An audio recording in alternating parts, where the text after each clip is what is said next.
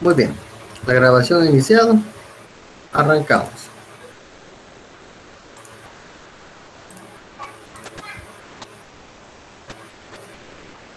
La actividad programada para este día, compañeros, nos permite hacer primero el cierre de lo que es la unidad 1, relativo a lo que es la introducción a la administración financiera, y nos permite adentrarnos como un primer acercamiento en la temática relativa a lo que son ya las siguientes etapas del desarrollo de la cátedra. ¿En qué consistirán estas etapas? Ya cuando nos estamos enfocando estrictamente en verificar teoría que llevaremos a la práctica a través de ejercicios o resolución de casos. La primera parte, si ustedes recordarán, hemos platicado bastante de elementos conductuales, elementos conceptuales, alguna teoría, etcétera. Ha sido bastante poca la percepción relativa a ejercicios o el uso de cálculos como tal, pero eso cambia a partir de este momento. Ahora estamos manejando la última clase desde la perspectiva eminentemente teórica, para que a partir de la próxima semana ya tengamos actividades un poco más dinámicas en términos de la interacción de ustedes a la hora de que estén manejando resolución de casos o ejercicios. Por lo tanto, estamos cerrando la unidad 1 y dando apertura a las siguientes etapas de la cátedra con el tema de las herramientas y técnicas para la administración financiera. Los subcontenidos que vamos a ver en esencia son tres. El primero, la tipología de las decisiones financieras. Ya abordamos un poco ese tema en jornadas anteriores, pero vamos a darlo ahora con mucho más énfasis, detallando cada uno de los tipos de decisiones que deben de tomarse en el ámbito de finanzas. Segundo, vamos a adentrarnos en lo que es el análisis de los estados financieros. Y tercero, vamos a definir qué se entenderá por interpretación de los estados financieros. De hecho, para cultura general, antes de que se hiciera el cambio del plan que ustedes están estudiando en la universidad, que es el plan 94, el plan 82 que estaba antes, llamaba a esta materia, la primera de las administraciones financieras, le llamaba análisis e interpretación de estados financieros. Es decir, una cátedra completa solo para hablar de esa temática. En ese sentido, nosotros ampliamos un poco más lo relativo a la información, considerando muchos elementos teóricos previos que en la cátedra anterior no se vislumbraban, y desde la perspectiva de esa información previa, le damos continuidad a lo que es ya formalmente el análisis e interpretación de estados financieros. ¿Qué conviene recalcar acá? ¿Qué conviene destacar? De que el análisis es una cosa y la interpretación es otra. Yo no puedo interpretar si no analizo. Analizar es tomar un todo y dividirlo en partes y ver cada segmento por separado. Y la interpretación es discernir o inferir acerca de lo que he descubierto del análisis de cada parte de lo que he estado estudiando. Entonces, ahí tenemos en esencia, damas y caballeros, la temática para esta tarde, considerando la parte de la información del análisis e interpretación de estados financieros. La pregunta guía que nos haremos para esta jornada es: ¿qué técnicas y herramientas utilizamos para administrar financieramente? Recordando un poco cuando hablábamos al principio en la cátedra de que habían otras disciplinas que se vinculaban con la administración financiera, vamos a partir de la premisa del uso o de la aplicación como tal de elementos específicos, de elementos especializados de esas disciplinas en la administración financiera. Por lo tanto, la pregunta que nos hacemos es: ¿cuáles de esas herramientas o de las técnicas esas disponibles vamos a utilizar? Esa es la pregunta.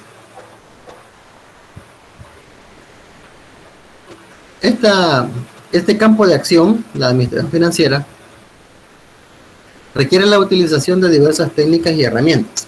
Es decir, que requiere el apoyo de ciertos elementos especializados de otras disciplinas o ramas de conocimiento para realizar adecuadamente sus labores. Aquí en este caso, la teoría nos indica que la administración financiera se apoya de otras disciplinas y utiliza sus preceptos, ¿verdad?, para poder hacer un buen trabajo. No obstante, aquellas herramientas y técnicas que son propias de la administración financiera, específicas de la misma. En esta semana vamos a estudiar las principales técnicas y herramientas para gestionar financieramente una empresa, entre las cuales sobresalen, ¿verdad? Es decir, entre muchas que pueden haber, destacan los métodos de análisis e interpretación de estados financieros. Es decir, hay más de una forma de poder hacer eso, y son las que vamos a ver ahora. Decíamos que iniciábamos con el apartado de la tipología de decisiones financieras. Ya habíamos hablado un poco al respecto, ¿verdad?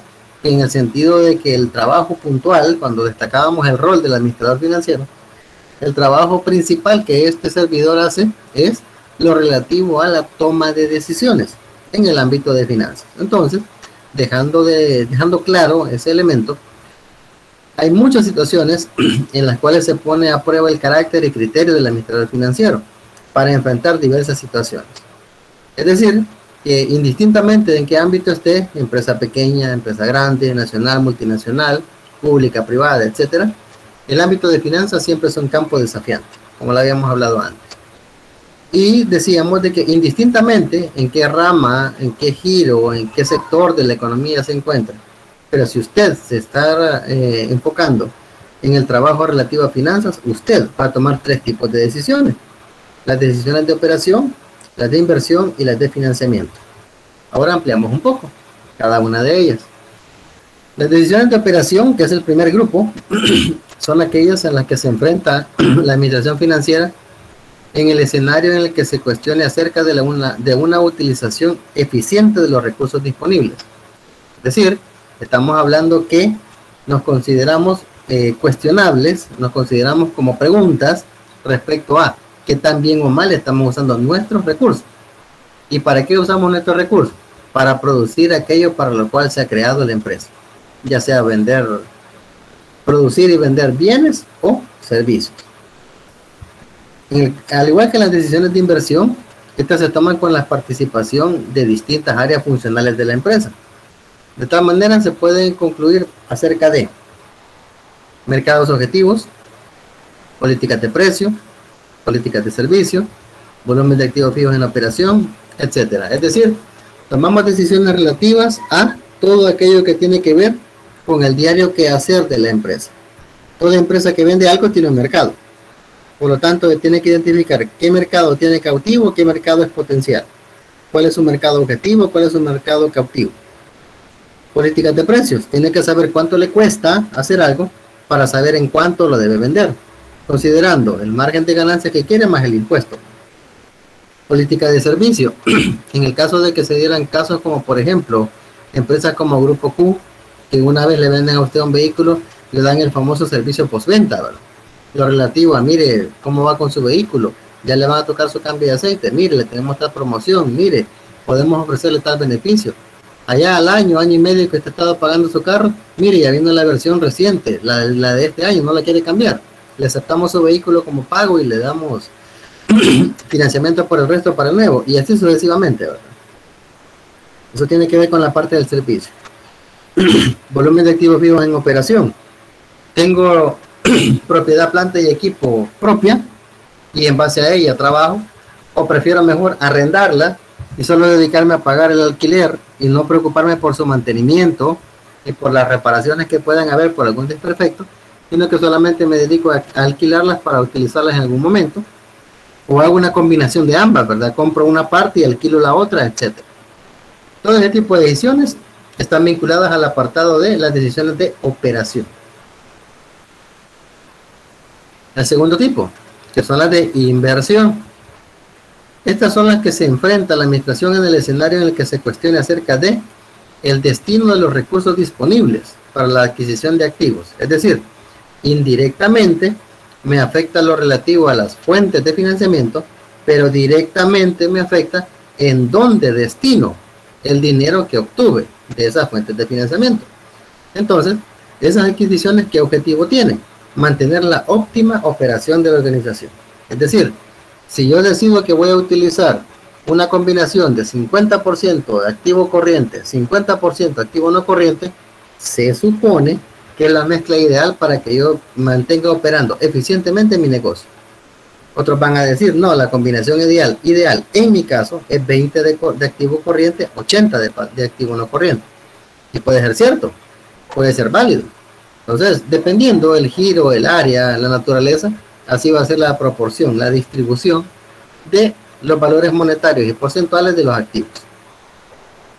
Las decisiones de inversión más importantes son las de tipo estratégico, es decir, al hablar de estratégico, que se les venga a la mente el apartado largo plazo.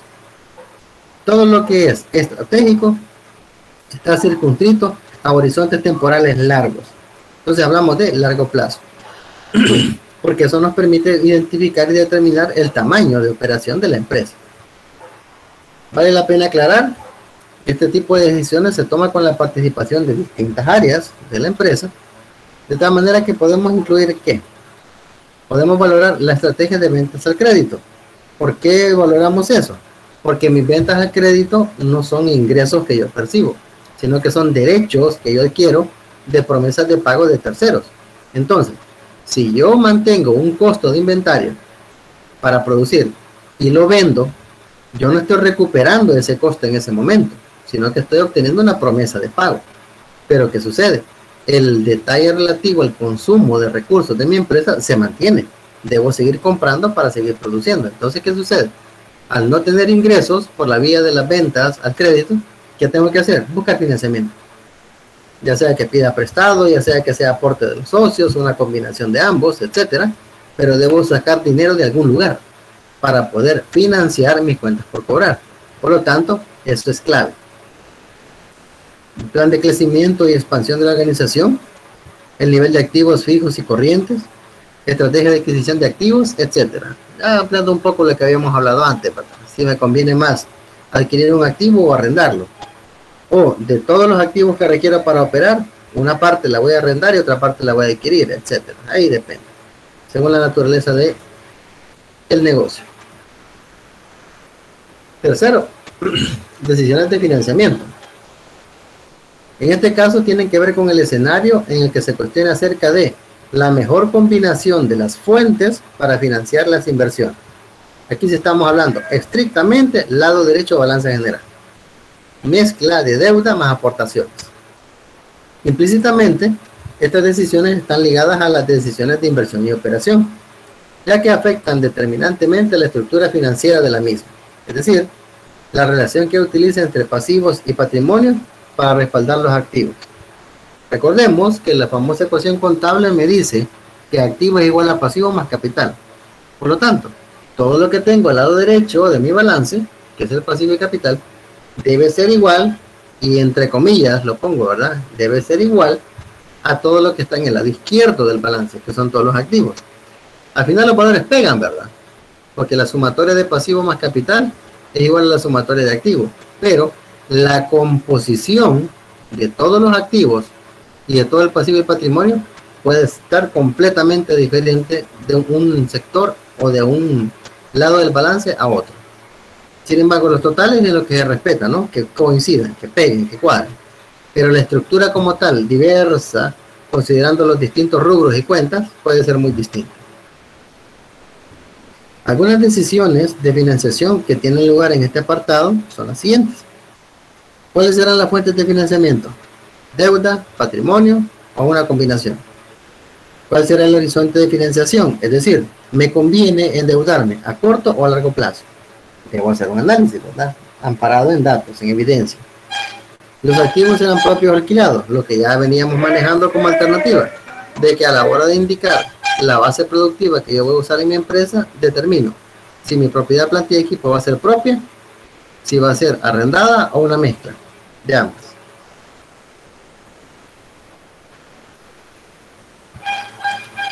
En la administración financiera existe un vínculo muy estrecho entre la toma de decisiones y los estados financieros. Es decir, el hecho de que un analista de finanzas tome decisiones casi siempre está vinculado al hecho de que hay de por medio un balance general o un estado de resultados. Es decir, la tipología de decisiones financieras se basan en el uso de la información de los informes financieros. Decisiones de operación, usted va a considerar estado de resultados y balance general. Decisiones de inversión, balance general, lado izquierdo. Decisiones de financiamiento, balance general, lado derecho. Y usted con dos informes financieros puede hacer un muy buen análisis, ¿verdad? Teniendo la experticia y el conocimiento para hacerlo. La toma de decisiones se localiza en cada parte del estado de resultados y balance general. Decimos, las decisiones de operación toman de base la información del estado de resultados y una parte del balance general, específicamente los activos no corrientes. Las decisiones de financiamiento toman en cuenta el lado derecho, el balance, y las de inversión, el lado izquierdo del mismo. Es necesario recordar que ninguna decisión debe tomarse sobre la base única de la información contable, pues esta debe contrastarse con el contexto. Es decir, el que yo tenga un eficiente sistema contable que me permita registrar coherentemente todos los hechos económicos, de que yo pueda contar con ese insumo, no hay garantía de éxito, no hay garantía de que se tomen las mejores decisiones. ¿Por qué? Porque hay que comunicar esa información derivada de la contabilidad en un contexto, en un entorno, en un ámbito de cobertura, ¿verdad? No somos seres aislados, las empresas no son islas que no tienen vínculo con nadie, por lo tanto es necesario, es importantísimo tener que contrastar esa información financiera, producto de la contabilidad, contra el sector externo con el que estoy, el mercado, jefaturas, colegas, etcétera. Todo eso debe ser contrastado para que esa experticia, esa opinión, esa sugerencia que pueda venir nos ayude a enriquecer nuestra experiencia en cuanto a la toma de decisiones. Ahí tenemos un pequeño esquemita del capítulo 1 del libro de Kidman, texto guía, donde habla de las decisiones de inversión y financiamiento, que en el apartado izquierdo tenemos las decisiones de inversión y en el lado derecho las de financiamiento. Acá no aparece el estado de resultados, por lo tanto no podemos representar las decisiones de operación. Pero en esencia, damas y caballeros, eso es. Ahora, una vez ya teniendo claras las decisiones que se deben tomar en el ámbito de finanzas, ahora entramos ya más de lleno al uso de la herramienta propia de lo que es la disciplina. En este caso estamos hablando de el análisis e interpretación de los estados financieros. El análisis financiero es el estudio e interpretación de la información contable de una empresa u organización con el fin de diagnosticar su situación actual y proyectar su desenvolvimiento al futuro. Se recalca, ¿verdad?, que nos permite hacer un diagnóstico hoy, aquí y ahora, como estamos, y también permite generar un pronóstico, es decir, dónde vamos a estar y en qué condiciones dentro de cierto tiempo. El análisis financiero consiste en una serie de técnicas y procedimientos, como por ejemplo, estudios de datos financieros, indicadores y otros, que permiten analizar la información contable de la empresa para obtener una visión objetiva acerca de la situación actual y cómo se espera que ésta evolucione en el futuro. ¿Cuál es el objetivo de esta herramienta de análisis? Es obtener un diagnóstico que permita a los agentes económicos interesados o relacionados tomar decisiones más acertadas. El uso del análisis financiero va a depender de la posición o perspectiva en la que se encuentre el agente económico en cuestión. Considerando lo anterior, podemos dividir a los agentes en dos grupos, internos y externos. Interno dentro de las cuatro paredes de la empresa, ¿verdad? Puede ser desde el dueño, el director ejecutivo, hasta el último colaborador.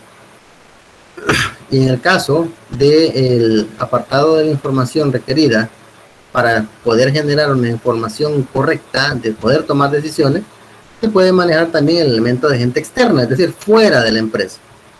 ¿Qué tenemos como elemento externo? Pues ya lo vamos a mencionar. En el caso de los internos, decíamos que tenemos los grupos de interés enfocados en aquellos relativos a la toma de decisiones que son propios, que son derivados del hecho de operar, de trabajar para esa empresa. ¿Y quiénes son los primeros involucrados? Pues los dueños, obviamente, ¿verdad? Los administradores, jefes, mandos medios, los propios colaboradores, incluso todos están interesados en el ámbito del análisis financiero porque les interesa saber cómo está su empresa. Pero básicamente los administradores de la empresa utilizan el análisis financiero para mejorar la gestión de la firma, corregir desequilibrios, prevenir riesgos o aprovechar oportunidades. Un buen análisis financiero es clave para planificar, corregir y gestionar. Es decir, que para los usuarios internos, el análisis financiero constituye la brújula con la cual se determina qué rumbo se está llevando, si es acertado o no. En caso de los externos, estos utilizan la información financiera contable para identificar la situación actual de la empresa y su posible tendencia. Tenemos como ejemplo los inversores, ¿verdad?, que son personas que disponen de excedentes de dinero y que están dispuestos a arriesgarse facilitando capitales para cierto tipo de inversiones bajo el entendido de que va a haber algún rendimiento.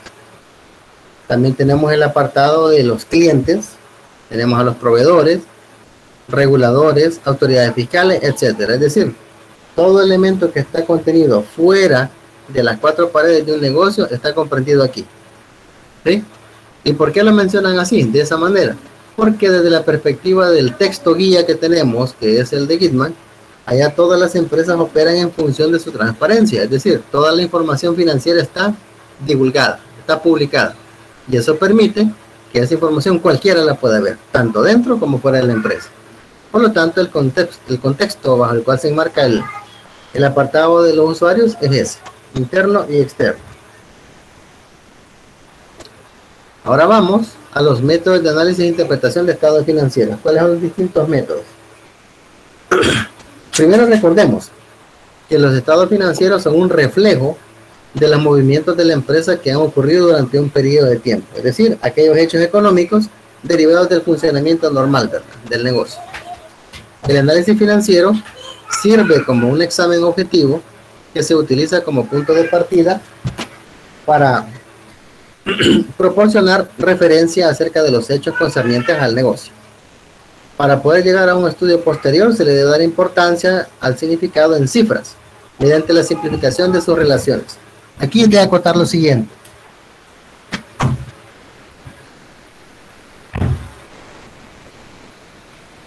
El hecho de que ustedes tengan la información financiera disponible a nivel de los informes como tal, no da garantía de que podamos hacer el mejor uso de la misma. De hecho, un informe financiero puede estar perfectamente bien hecho según los principios de contabilidad generalmente aceptados o según la NIF, la Norma Internacional de Información Financiera, pero eso no da garantía de que lo que tenemos ahí como información nos va a ser fácil de interpretar, nos va a ser fácil de usar. Entonces, dada la complejidad con la que algunas informaciones financieras están contenidas en los informes, es que se debe buscar la forma de simplificarla y obtener el apartado relativo a la interpretación o lo que significa toda esa cantidad de información disponible.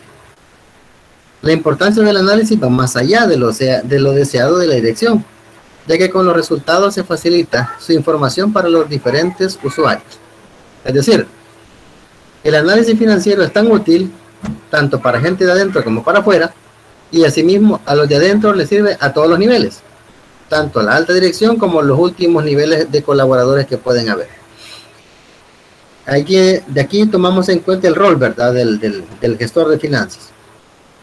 El ejecutivo financiero se convierte en un tomador de decisiones sobre aspectos tales como dónde obtener los recursos, fuentes de financiamiento, en qué invertir, el apartado de los activos, cuáles son los beneficios o utilidades de las empresas, cuándo y cómo se debe pagar a las fuentes de financiamiento, si se deben reinvertir utilidades, entre otras. Es decir, aquí estamos mostrando una serie de decisiones que se deben tomar producto del análisis financiero. Y estas decisiones son distintas a las que habíamos hablado antes, respecto a la de inversión, operación y financiamiento. Es decir, yo con las decisiones del diario que hacer, también debo agregarle el hecho de las decisiones que se derivan del análisis de la información financiera. Por lo tanto, hay muchas cosas para que ustedes se hagan una idea de qué papel juega un gestor de finanzas, cuál es el rol que tiene, ¿verdad? Es un puesto bastante demandante, bastante exigente, pero muy satisfactorio para aquellos que se identifican con esta disciplina. Los métodos de análisis e interpretación de estados financieros más usados, ¿verdad? Los más usados son, primero, el método de análisis vertical o de cocientes integrales. Segundo, el método de análisis horizontal o series de tiempo. Tercero, análisis de tendencias. Cuarto, análisis de ratios. Esos son como los más comunes, ¿verdad? Los que más se escucha que se utilizan, y de hecho se ha considerado que es como lo más relevante en cuanto al uso por su facilidad, conveniencia y practicidad. Veamos el primero, método de análisis vertical. Este método es importante a la hora de establecer si una empresa tiene una distribución de sus masas patrimoniales y de acuerdo a las necesidades financieras y operativas.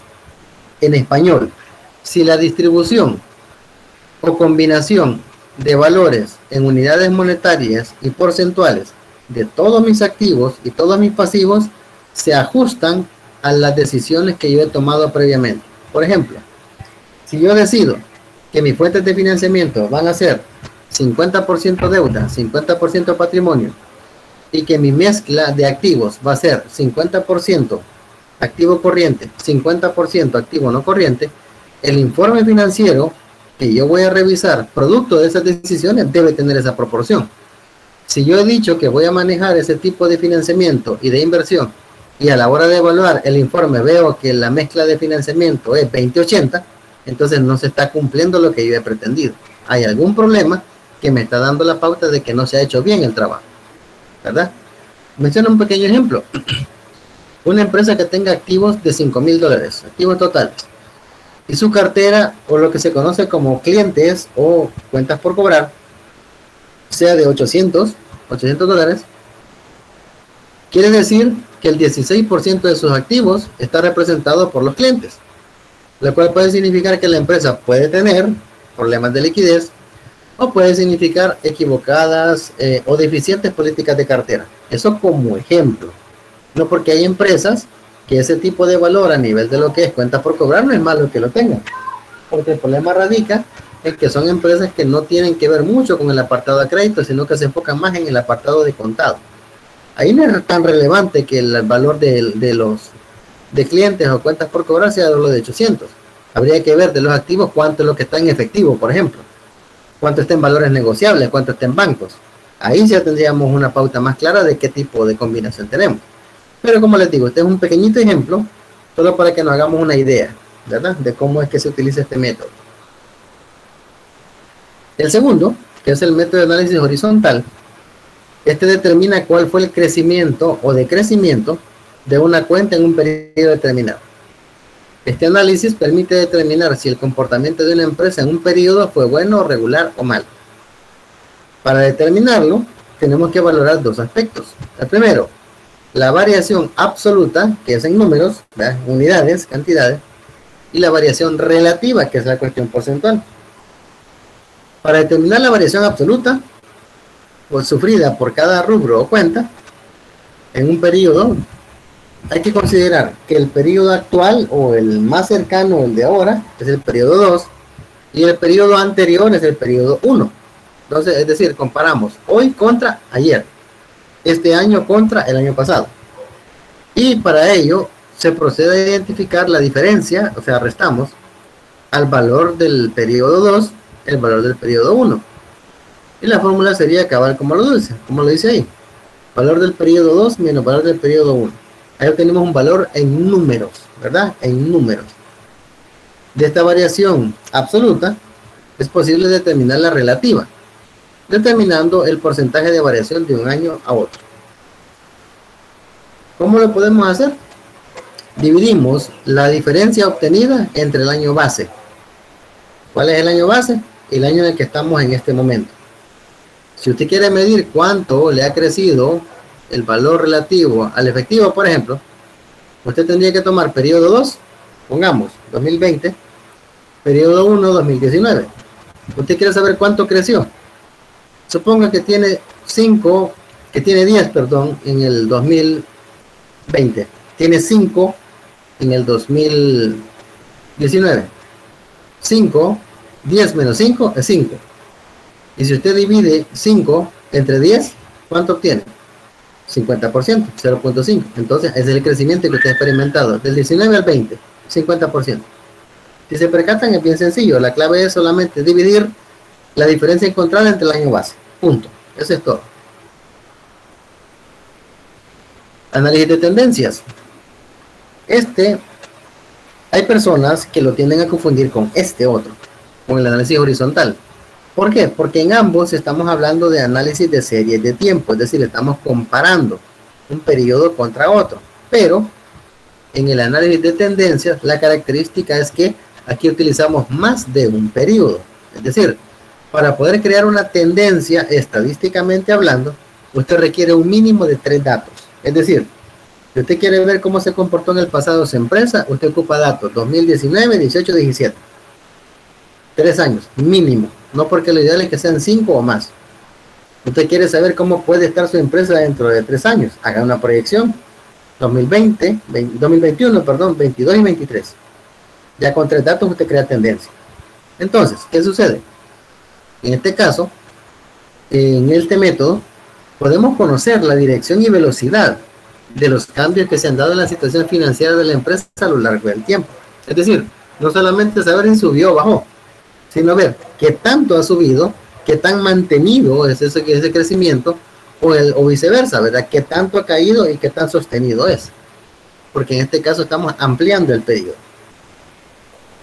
Al igual que el método de porcentajes integrales, nos ayuda a la detección de fallas, pero es solamente un método explorativo, es decir, siempre es necesario investigar más a fondo para encontrar las causas de las fallas. Recordar que la información contenida en los informes financieros es el reflejo, se espera, ¿verdad?, que sea el reflejo de los hechos económicos del negocio. El que usted analice la información financiera de esos informes le permite a usted identificar algún problema, ¿verdad? Elevados niveles de inventario que se le han pegado, bajos niveles de efectivo para poder operar, grandes niveles de cuentas por cobrar que usted no puede recuperar, etcétera. Pero solo el identificarlas no significa que tiene resuelto el problema. Significa que tiene que partir de ahí para empezar a investigar qué es lo que ha pasado. ¿Me explico? Esto genera como un sistema de alertas tempranas, como una serie de alarmas que le están indicando a ustedes dónde puede haber un problema. Y de ahí hay que empezar a investigar. Hay que empezar a escarbar, como dicen, ¿verdad? Para identificar las causas de esos problemas.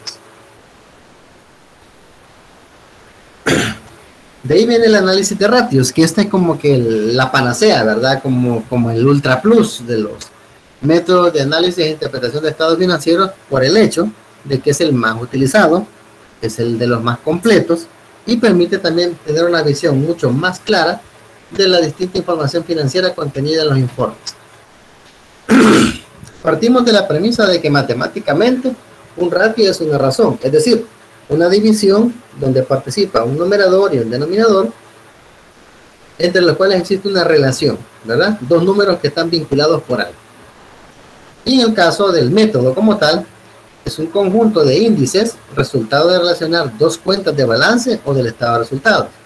Incluso, según la experiencia, se puede relacionar un rubro o cuenta del balance general contra un rubro o cuenta del mismo balance, o un rubro o cuenta del balance general contra un rubro o cuenta del estado de resultados. Es decir, usted puede perfectamente hacer análisis en base a la información de un informe financiero o combinando varias cuentas de varios informes financieros. Estos ratios proveen información que permite tomar decisiones acertadas a quienes estén interesados en la empresa, indistintamente qué rol jueguen, ¿verdad?, qué usuario sea. Por ejemplo, si comparamos el activo corriente contra el pasivo corriente, sabremos cuál es la capacidad de pago de la empresa y si es suficiente para poder responder a obligaciones contraídas con terceros. Es decir, podremos asumir nueva deuda, o de la deuda que tenemos conviene tenerla a corto plazo en vez de pasarla a largo plazo, etc. El análisis de ratios sirve para determinar la magnitud y dirección de los cambios sufridos en la empresa durante un periodo de tiempo. Tenemos también el Balance Scorecard, que es un elemento ya un poco más de índole estratégica, aunque no deja de estar vinculado al ámbito de finanzas. Y es que el cuadro de mando integral es un método utilizado para definir y hacer seguimiento de la estrategia de una organización. Este se basa en un correcto equilibrio y alineación entre los elementos de la estrategia global, que son los elementos estratégicos, los de largo plazo, los elementos gruesos, y los elementos operativos de la misma, que son los de corto plazo o elementos finos, ¿verdad?, que están vinculados a eso. Los elementos globales son la misión, visión, valores, perspectivas y objetivos. Es lo que está en el ámbito de lo que tiene que ver con los elementos globales vinculados a la estrategia global. Y los elementos operativos, que son los que están acá, los elementos operativos, primero hay que identificar los Key Performance Indicators o indicadores claves de rendimiento, ¿verdad? Ya sea indicadores inductores o de resultados. Así también las iniciativas estratégicas. Son aquellos proyectos o aquellas decisiones orientadas a alcanzar los objetivos. ¿Con qué objeto elaboramos un balance scorecard? Primero, describir y comunicar la estrategia. No hay nada más difícil para un director ejecutivo, para un presidente, ¿verdad?, de una empresa, que el que transmita la estrategia global del negocio a todas las personas que están debajo de él jerárquicamente. Hay que tener una gran habilidad de comunicación, una gran habilidad de motivación para que la gente se apropie de esa estrategia, la vuelva suya, que sea capaz de sudar la camiseta hasta que se logre el objetivo.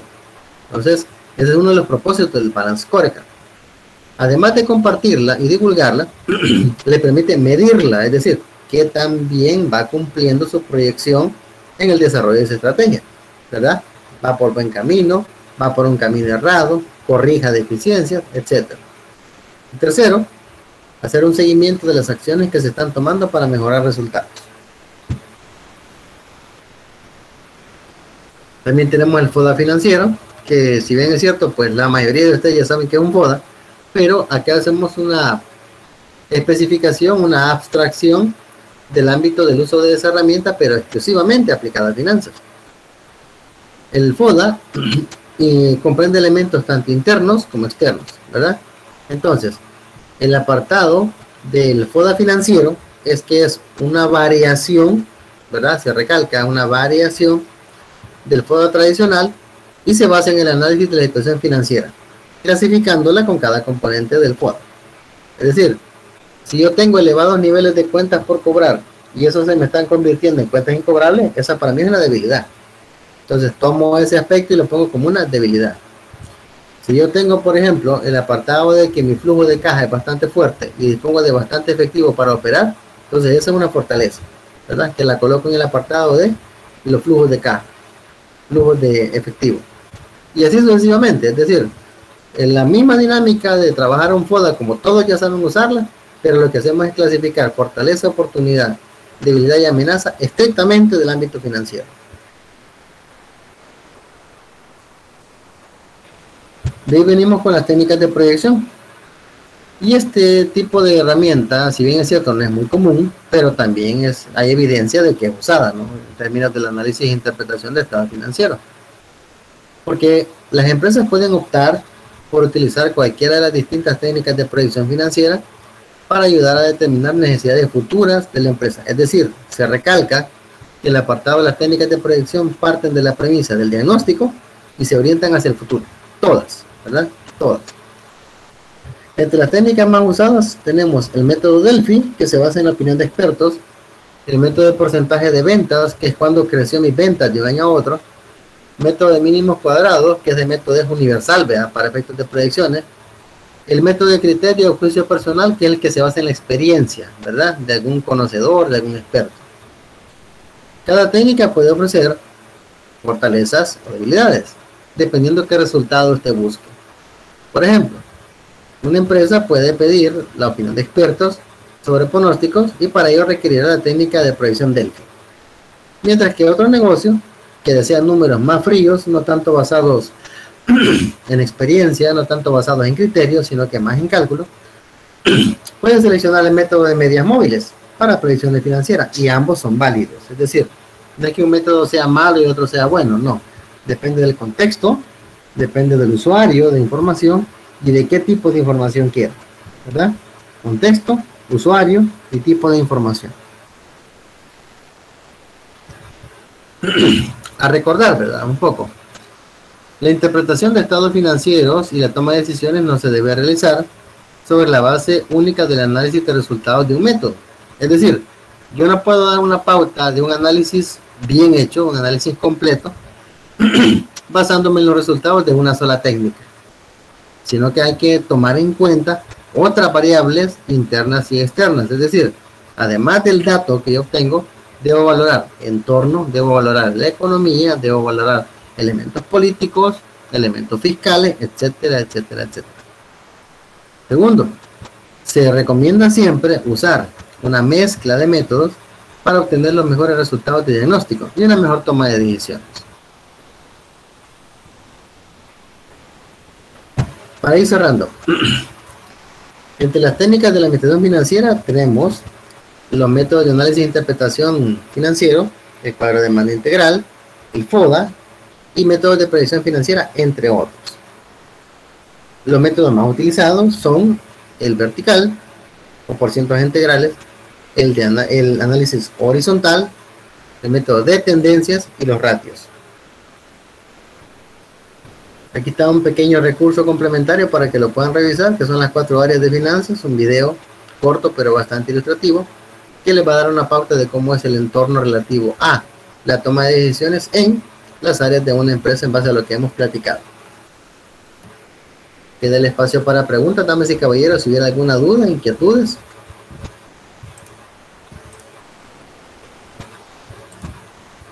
Queda el espacio para poderlas hacer.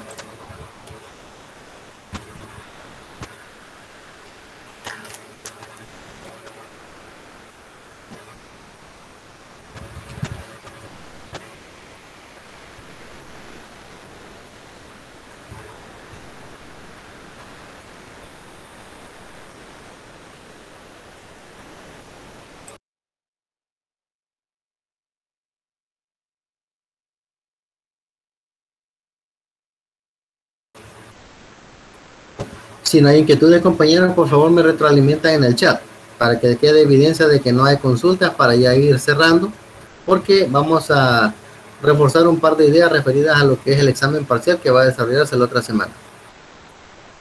Vamos a ver, José Moisés, todo claro. Gracias, Moisés, gracias por el comentario. ¿Alguien más? Ana Cecilia, todo claro. Muchas gracias, Cecilia. Katia, todo claro, gracias. Juan Francisco, igual, todo bien, gracias. Oneida, muy bien, perfecto, gracias. Israel, Edwin Ariel, Brian, Brenda, perfecto, excelente, excelente. Entonces, damas y caballeros, me doy por satisfecho en términos del entendimiento del contenido, y con este contenido cerramos para efectos de realizar lo que es el examen. Recordarles que, según la calendarización, exactamente dentro de 8 días, inicia el plazo para efectos del desarrollo del examen, es decir, vamos del 15 al 20 de marzo. Ahí estamos hablando de una evaluación que comprende el 25% de la nota de la materia, ¿verdad? La nota del ciclo, y vamos a evaluar los contenidos de estas 4 semanas. Son 5 temas, los que ustedes han visto, y de esos temas tenemos el apartado de que los 5 temas los hemos visto en 4 semanas. Por lo tanto, ya tenemos más que suficiente contenido para que nos podamos divertir en un examen parcial, ¿verdad? Ok. Entonces, en ese sentido, damas y caballeros, los insto, los invito a estar pendientes tanto del grupo de WhatsApp como del grupo en Facebook para que se les hagan sabedores las indicaciones de lo que es el examen. Se nos ha compartido a los docentes de Ciencias Económicas un calendario donde están detallados el apartado de los exámenes que ya están programados, ¿verdad? Para efectos de no interferir, de no chocarles con otras evaluaciones que ustedes puedan tener. Porque hay que respetar lo que dice el reglamento, ¿verdad? Que no, hay que garantizar que no choquen 2 evaluaciones el mismo día. En ese sentido, vamos a tratar de ver de qué manera estructuramos el examen para que ustedes no vayan a tener ningún inconveniente en destinar el tiempo para poderlo realizar. Variedades y alternativas hay muchísimas, ¿verdad? Podemos manejar un quiz, podemos manejar un cuestionario, podemos manejar una resolución de casos, podemos manejar mapas conceptuales, podemos manejar resúmenes ejecutivos, líneas de tiempo, infinidad. La clave es que contenido hay suficiente para ser evaluado, y la ventaja es de que está concatenado, está amarrado, de tal manera que se les facilita a ustedes darle seguimiento de un contenido a otro. Entonces, les invito a que revisen la teoría, ¿verdad? Que se preparen lo mejor posible para que estén pendientes, porque probablemente en el transcurso del fin de semana, porque sí, la idea no es hacerles la publicación el propio día que inicia el tiempo, ¿verdad? Que sería el 15, sino que les voy a hacer la publicación el fin de semana, previo al inicio de exámenes, para que ustedes vean de qué forma lo vamos a hacer. Estamos valorando apoyarnos con la plataforma Moodle para que podamos hacer algunas actividades evaluadas por ahí, o si no, pues podemos manejar otro tipo de herramienta también. Entonces, por el momento, hasta ahorita creo que vamos trabajando bien, tanto con el uso de Google Meet para la videoconferencia, como con la interacción en los 2 grupos, tanto el de WhatsApp como el de Facebook, porque sí es bastante dinámica la respuesta que hay, ¿verdad? A la hora de un comentario, una publicación, etcétera. Entonces, bueno, yo me quedo hasta acá, compañeros. Ha sido un gusto. Prepárense para lo que es el examen, lean los contenidos, disfruten la teoría, porque como les digo, esto es lo que sienta las bases para que tengamos un mejor desarrollo de los contenidos a partir de la unidad 2 que iniciamos en el siguiente combo. Yo me quedo hasta acá, compañeros, estar pendientes de los distintos medios de comunicación. Me quedo hasta acá y si el Señor nos presta vida, nos veríamos dentro de 8 días para cualquier duda o inquietud que tengamos al respecto, ¿verdad? Pasen buenas noches, compañeros, y seguimos en contacto.